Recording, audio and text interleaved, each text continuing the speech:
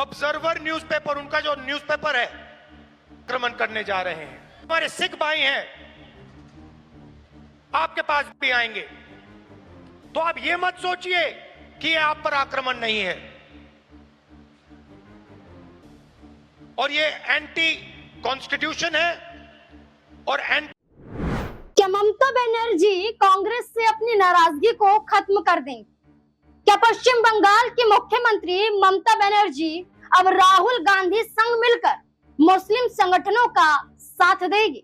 क्या ममता बनर्जी अब राहुल गांधी संग मिलकर, सोनिया गांधी संग मिलकर क्या वक्फ बिल के खिलाफ बड़ा हल्ला बोल देंगी?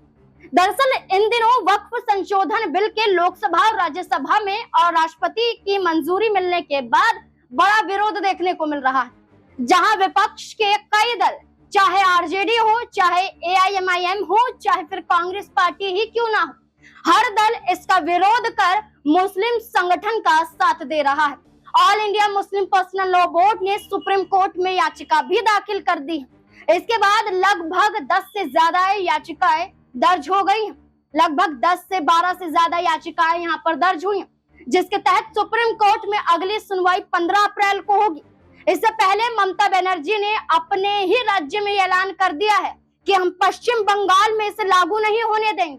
पश्चिम बंगाल की मुस्लिम जनता से मैं ये अपील करती हूँ कि आप डरे नहीं, आप घबराएं नहीं, मैं आपके साथ खड़ी हूँ।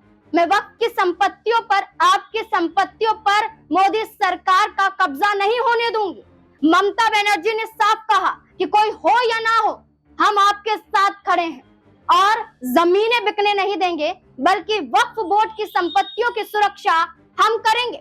जहां ममता बनर्जी ने खुलकर ये कह दिया है, मोदी सरकार को लताड़ लगाई है, तो वहीं भरे मंच से राहुल गांधी ने भी ऐलान कर दिया है कि वक्फ की संपत्तियों के बहाने भारतीय जनता पार्टी सिर्फ अपना भला चाहती है और सिर्फ एक धर्म पर ही टारगेट करने का काम उनका है। क्या कुछ राहुल गांधी कहते हुए नजर आ रहे हैं, सुनिए जरा। वक्फ बिल फ्रीडम ऑफ रिलीजन पर आक्रमण है, कॉन्स्टिट्यूशन पर आक्रमण है। दम ऑब्जर्वर न्यूज़पेपर, उनका जो न्यूज़पेपर है, ऑर्गेनाइजर, सॉरी ऑब्जर्वर नहीं, ऑर्गेनाइजर में लिखते हैं कि अब जो क्रिश्चियन कम्युनिटी है उनकी जमीन पर हम आक्रमण करने जा रहे हैं। हमारे सिख भाई हैं, आपके पास भी आएंगे, तो आप ये मत सोचिए कि ये आप पर आक्रमण नहीं है। और ये एंटी कॉन्स्टिट्यूशन है और anti freedom of religion act है, और ये देश के सब लोगों को मालूम होना चाहिए।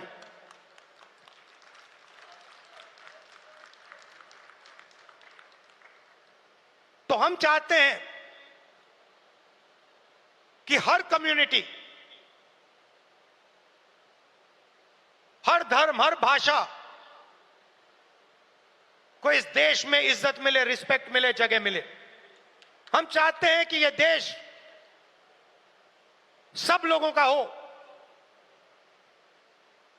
और हर धर्म, हर जात, हर भाषा को इस देश से फायदा मिले। यहां पीछे जूली जी हैं, कहां हैं आप? जूली जी कहां हैं? जूली जी राज टिकाराम जूली जी कहां है भाई? हाँ, जूली बुलाइए उनको।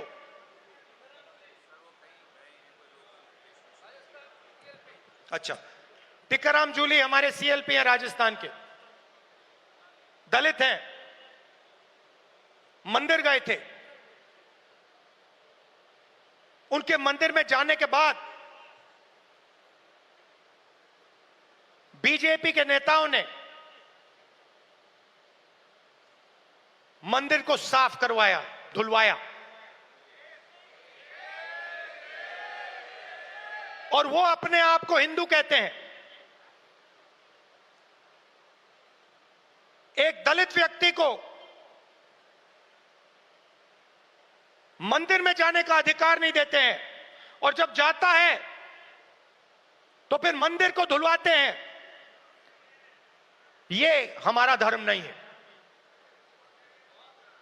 ये हमारा धर्म नहीं है।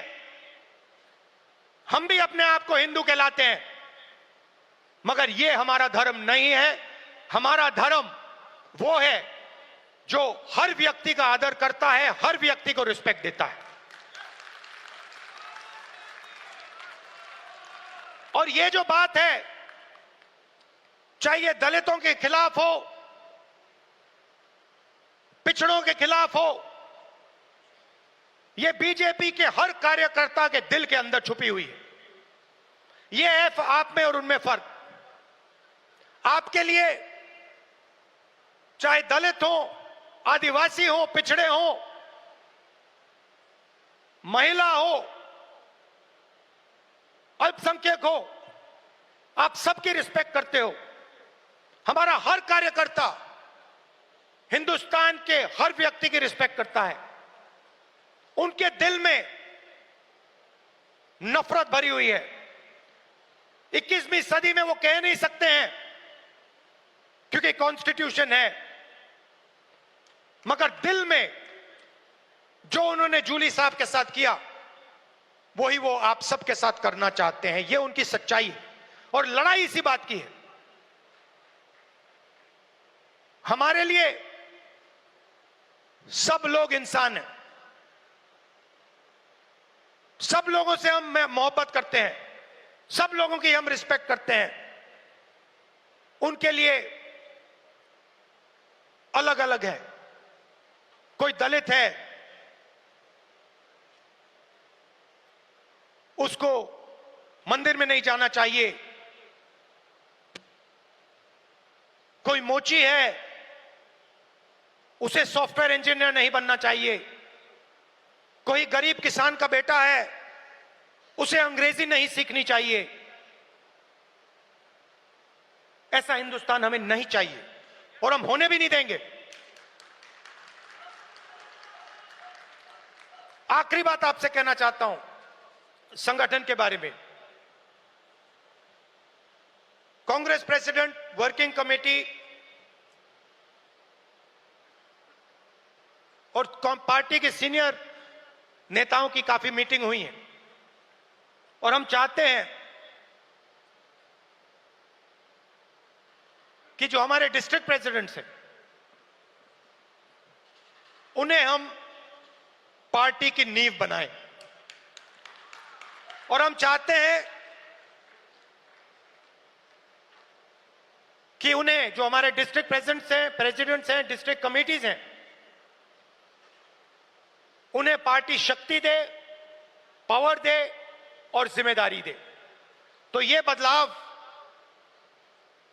हम कांग्रेस पार्टी में लाने जा रहे हैं।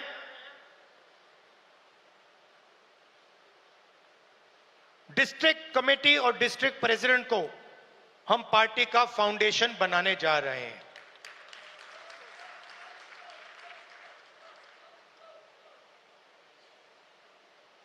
अंत में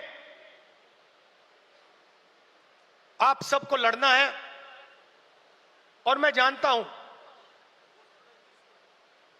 कि ये आसान नहीं है, क्योंकि उनके पास धन है, उनके पास हिंदुस्तान के सारे इंस्टीट्यूशंस हैं, उनके पास सब कुछ है।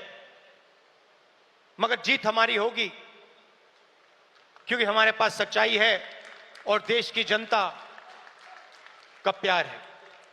तो घबराने की कोई जरूरत नहीं है। आप देखना, आने वाले समय में कांग्रेस राहुल गांधी के ऐलान के बाद और ममता बनर्जी की चुनौतियों के बाद और सुप्रीम कोर्ट में याचिका के बाद एक बड़ा हल्ला सड़कों पर देखने को मिल सकता है। जहां दिल्ली की सड़कों पर जंतर मंतर तक विरोध प्रदर्शन देखने को मिल रहा है, जहां CANRC के वक्त पर कई विपक्ष के साथ मुस्लिम संगठनों ने विरोध किया था, और आज भारतीय जनता पार्टी वही CNRC को लेकर मुखरता के साथ नहीं बोलती है, वही यूसीसी के मुद्दे पर भी भारतीय जनता पार्टी उत्तराखंड के बाद इस पूरे मामले को ठंडे बस्ते में डाल चुकी है। क्या अब वक्फ बिल के इस मुद्दे पर क्या ये बिल भी ठंडे बस्ते में जाएगा, क्या रद्द हो जाएगा? राहुल और ममता बनर्जी के हंगामे के साथ क्या कुछ देखा जा सकता है? क्योंकि एक तरफ नीतीश कुमार, चिराग पासवान, जयंत चौधरी, ओपी राजभर की पार्टियों से मुस्लिम नेताओं का इस्तीफा, तो दूसरी तरफ संगठनों द्वारा भारतीय जनता पार्टी की नींव को हिला देने का ऐलान कर देना। क्या होगा? क्या नीतीश, चिराग और जयंत चौधरी जैसे बड़े चेहरे भी ममता बनर्जी और राहुल गांधी का साथ देते हुए नजर आएंगे? क्या अपनी कुर्सी बचाने के लिए, अपना दल बचाने के लिए क्या बीजेपी के खिलाफ उतर जाएंगे? क्या लगता है आपको? अपनी राय कमेंट सेक्शन में जरूर दें। देखते रहें SPN9 न्यूज। धन्यवाद।